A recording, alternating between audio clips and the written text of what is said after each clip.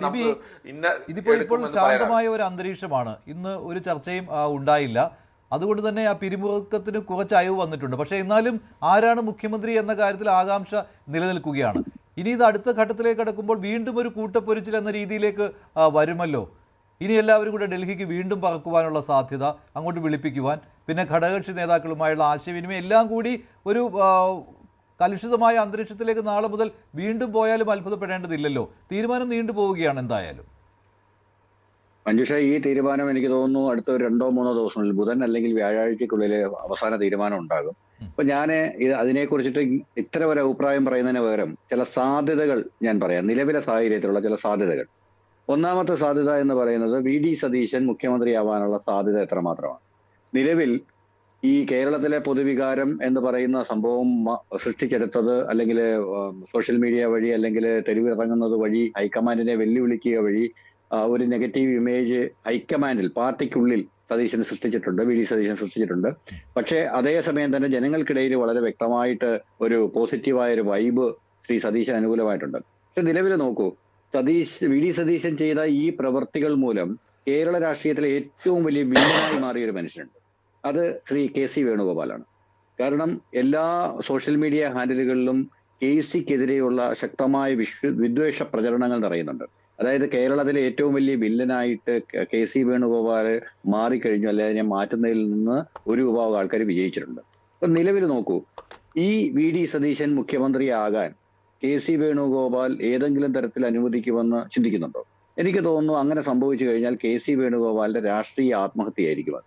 കാരണം AICC-യിൽ ഇത്രയും പവറുള്ള, ഇന്ത്യയിൽ കോൺഗ്രസിൽ ഇത്രയും സ്വാധീന ശക്തിയുള്ള കെ.സി. വേണുഗോപാൽ തന്റെ സ്വന്തം ജന്മനാട്ടിൽ തനിക്കെതിരെ വന്ന ഏറ്റവും വലിയ ആരോപണങ്ങളിൽ ഏറ്റവും വലിയ വില്ലനായി മാറുമ്പോൾ അതിനൊരു പരിധിവരെ കാരണക്കാരനായ ഒരു നേതാവിനെ ഏതെങ്കിലും കാരണവശാൽ മുഖ്യമന്ത്രിയായി ആരോഹണം ചെയ്യാൻ അനുവദിക്കില്ല എന്നുള്ളത് നമുക്ക് സാമാന്യ യുക്തി വെച്ച് തീരുമാനിക്കുന്ന സംഗതിയാണ്. ഇത് കൂടാതെ 2 കാര്യങ്ങൾ കൂടിയുണ്ട്. അത് ഒന്ന് എന്ന് പറയുന്നത് സതീശന് വി.ഡി. സതീശന് വേണ്ടി നിൽക്കുന്ന 2 വിഭാഗങ്ങൾ. ഒന്ന് ജമാഅത്തെ ഇസ്ലാമി, ഒന്ന് ലീഗ്. ഇതിന്റെ ഒരു പ്രതിസന്ധിയുണ്ട്. അതേസമയം തന്നെ ഹൈന്ദവ സംഘടനകൾ, SNDP യോഗമായാലും NSS ആയാലും വി.ഡി. സതീശനെതിരായിട്ട് നിൽക്കുന്നു. ഇതുണ്ടാക്കുന്ന വേറൊരു സാമുദായിക സമവാക്യ പ്രശ്നമുണ്ട്. അതായത് അത് BJPക്ക് ഭാവിയിൽ ഗുണകരമായേക്കാവുന്ന ഒരു സാമുദായിക സമവാക്യ പ്രശ്നമാണ്. അപ്പൊ അതുകൊണ്ട് തന്നെ അതിനകത്തും ഹൈക്കമാൻഡിന് ചില റിസർവേഷൻസ് ഉണ്ടാവാനുള്ള സാധ്യതയുണ്ട്.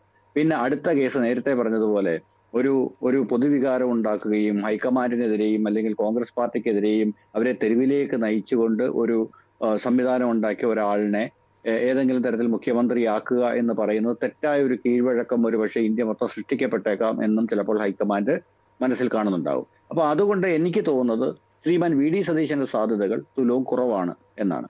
ഇനി അടുത്തത് നമുക്ക് കെ.സി. വേണുഗോപാലിലേക്ക് വരാം. അദ്ദേഹത്തിന്റെ നിലവിലവസ്ഥയിൽ കെ.സി. വേണുഗോപാൽ കേരളത്തിലെ ഈ സോഷ്യൽ മീഡിയ പ്ലാറ്റ്ഫോമുകളിൽ ഒരു വില്ലനാക്കപ്പെട്ടു കഴിഞ്ഞിരിക്കുന്നു. ഈ എല്ലാ MLA, നേരത്തെ ശ്രീമൻ സതീശന്റെ ഒരു കാര്യം കൂടി ഞാൻ പറഞ്ഞുതരാം. അദ്ദേഹം 5 വർഷം പ്രതിപക്ഷ നേതാവായിട്ടിരുന്നിട്ട് തന്റെ സഹപ്രവർത്തകരിൽ വിരലിലെണ്ണാവുന്നവരുടെ സപ്പോർട്ട് മാത്രമേ അദ്ദേഹത്തിന് നേടാൻ കഴിഞ്ഞുള്ളൂ എന്നതും നമ്മൾ ഇതിന്റെ കൂടെ പരിഗണിക്കണം. ഇനി ശ്രീ വേണുഗോപാലിന്റെ കേസിലേക്ക് വന്നു കഴിഞ്ഞാൽ അദ്ദേഹത്തിന് നിലവിൽ ഈ പറഞ്ഞതുപോലെ കേരളത്തിലൊരു ഒരു വില്ലൻ എന്ന് പറയുന്ന ഒരു പരിവേഷം സൃഷ്ടിച്ചു കൊടുക്കാൻ അദ്ദേഹത്തിന്റെ രാഷ്ട്രീയ എതിരാളികൾക്ക് ഒരു പരിധിവരെ സാധിച്ചു. ഇതുണ്ടാക്കാവുന്ന പ്രശ്നങ്ങൾ 2ആണ്. ഒന്ന്, അദ്ദേഹത്തിന് മുഖ്യമന്ത്രിയായിട്ട് വരണമെങ്കിൽ ആലപ്പുഴയിൽ രാജിവെക്കണം. നിലവിലെ കേസിൽ ഇന്നത്തെ വികാരം അനുസരിച്ച് ആലപ്പുഴയിൽ ശ്രീ കെ.സി. വേണുഗോപാൽ രാജിവെക്കുകയും പകരം ഒരാൾ മത്സരിക്കുകയും ചെയ്താൽ അവിടെ വിജയിക്കാനുള്ള സാധ്യത വളരെ കുറവാണ്.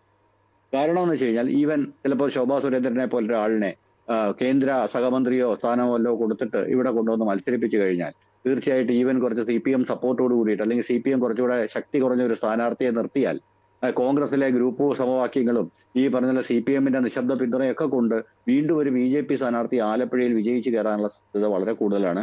അത് ശ്രീ കെ.സി. വേണുഗോപാലിനെ സംബന്ധിച്ചിടത്തോളം ആത്മഹത്യാപരമാണ്. പിന്നെ രണ്ടാമത്തെ, ഇതേപോലെ തന്നെ അദ്ദേഹത്തിനൊരു ഉപതെരഞ്ഞെടുപ്പ് വിജയിക്കുകയും വേണം.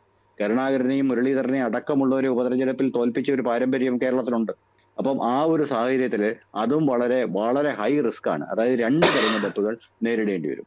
ഇവിടെയാണ് എനിക്ക് തോന്നുന്നത് രമേശ് ചെന്നിത്തലയുടെ സാധ്യത ഏറ്റവും കൂടുതൽ തെളിഞ്ഞു വരുന്നത്. കാരണം ഈ ശ്രീ വി.ഡി. സതീശൻ എത്രമാത്രം ശ്രീ കെ.സി. വേണുഗോപാലിനെ എതിർക്കുന്നു, ശ്രീ കെ.സി. വേണുഗോപാൽ എത്രമാത്രം ശ്രീ വി.ഡി. സതീശനെ എതിർക്കുന്നു, അത്രയും എതിർപ്പ് ശ്രീമാൻ രമേശ് ചെന്നിത്തലയ്ക്ക് നിലവിലില്ല. അപ്പം മാത്രവുമല്ല, ആദ്യത്തെ 2.5 വർഷത്തെ ഒരു ടേം സ്പ്ലിറ്റ് എന്ന് പറയുന്ന ഒരു സംഭവത്തിലേക്ക് വന്നു കഴിഞ്ഞാൽ രമേശ് ചെന്നിത്തലയ്ക്ക് ആദ്യ മുഖ്യമന്ത്രി പദവി കൊടുത്തു കഴിഞ്ഞാൽ ഈ പറഞ്ഞ ഉപതെരഞ്ഞെടുപ്പുകൾ ഒഴിവാകും. 3 വർഷത്തിന് ശേഷമാണ് പാർലമെന്റ് തെരഞ്ഞെടുപ്പ്. 2.5 വർഷം കഴിഞ്ഞാൽ ഈ പാർലമെന്റ് സ്ഥാനം രാജിവെച്ച് ശ്രീ KC വേണുഗോപാലിന് തിരിച്ച് കേരളത്തിലെ മുഖ്യമന്ത്രിയായി വരാനുള്ള ഒരു സമവാക്യം ഉണ്ടായാൽ ആലപ്പുഴയിൽ ഉപതെരഞ്ഞെടുപ്പ് ഒഴിവാകും. ലോക്സഭാ തെരഞ്ഞെടുപ്പിന്റെ കൂടെ ഒരു നിയമസഭാ തെരഞ്ഞെടുപ്പ് ഉണ്ടാവും. അപ്പം ആ ഉപതെരഞ്ഞെടുപ്പിൽ ശ്രീ KC വേണുഗോപാലിന് വീണ്ടും മന്ത്രിസഭയിലെത്താം, മുഖ്യമന്ത്രിയാകാം എന്ന് മാത്രമല്ല ഇപ്പൊ നിൽക്കുന്ന ജനരോഷം കംപ്ലീറ്റ് ആയിട്ട് ഒഴിവാവുകയും ചെയ്യും. സതീഷിന് താങ്കൾ സാധ്യത പറയുന്നില്ല.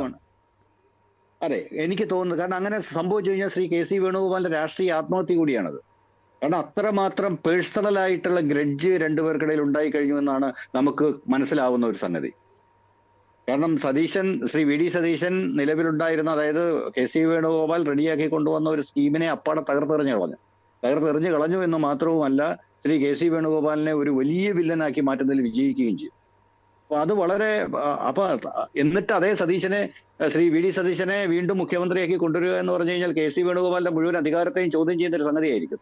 എനിക്ക് തോന്നുന്നത് KC വേണുഗോപാൽ ആദ്യത്തെ ടൈം വരാതിരിക്കുന്നിടത്തോളം കാലം അത് സതീശന്റെ വിജയമാണ്. അദ്ദേഹത്തിന് പ്രിയപ്പെട്ട മന്ത്രിസ്ഥാനവും അദ്ദേഹത്തിന്റെ പ്രിയപ്പെട്ട 1-2 പേർക്കുള്ള മന്ത്രിസ്ഥാനവും ഉറപ്പ് കൊടുത്തു കഴിഞ്ഞാൽ എനിക്ക് തോന്നുന്നു സതീശൻ 90% ഒരു ഒത്തുതീർപ്പിനെ സമ്മതിക്കാനുള്ള സാധ്യതയുണ്ട്.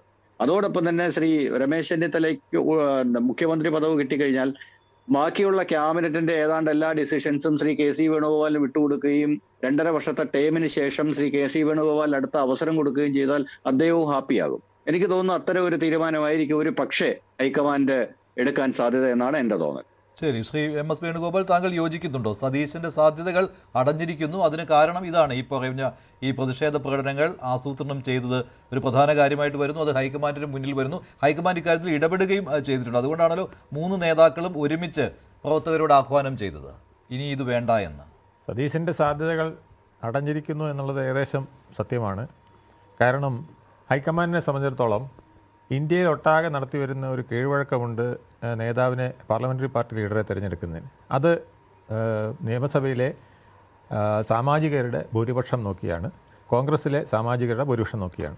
അപ്പോൾ അങ്ങനെ നോക്കുമ്പോൾ KCക്ക് തന്നെയാണ് അതിനകത്ത് മുൻതൂക്കമുള്ളത്. ആ സാഹചര്യത്തിൽ KCയെ ഒഴിവാക്കാൻ അവർക്ക് ബുദ്ധിമുട്ടാണ്. അതേസമയം ഇവിടെ തർക്കം ഇങ്ങനെ നിലനിൽക്കുന്നത് വലിയൊരു പ്രശ്നമാണ്. അപ്പോൾ ഒന്നാമത്തെ സൊല്യൂഷൻ എന്ന് പറയുന്നത് KCയെ മുഖ്യമന്ത്രിയാക്കിക്കൊണ്ട് VD സതീശനെ ഉപമുഖ്യമന്ത്രിയായും രമേശ് ചെന്നിത്തലയ്ക്ക് ആഭ്യന്തരം കൊടുത്തുകൊണ്ടും എന്നുള്ളൊരു ഇക്വേഷനാണ് കേട്ടത്. പക്ഷേ